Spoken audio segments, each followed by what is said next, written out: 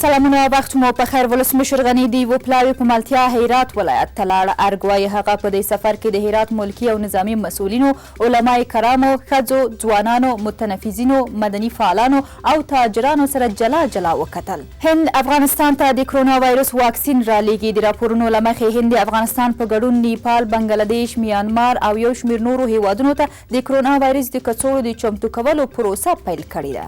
کمانډو ځواکونو هلمند کې د طالبانو له زندان څخه 28 تنه آزاد کړي دي. د ملي دفاع وزارت وایي په دغو کسانو کې یو تن نظامي او پاتې نورې ملکي وګړي دي چې د طالبانو له لوري سخت شکنجه شوي وو. په افغانستان کې په تېرو 24 ساعتونو کې 80 تنه په کرونا وایرس اخته شوي دي. عامه روغتیا وزارت وایي چې په دې موده کې 7 تنه مړه او 128 تنه نور بیرته له کرونا رغېدلي دي.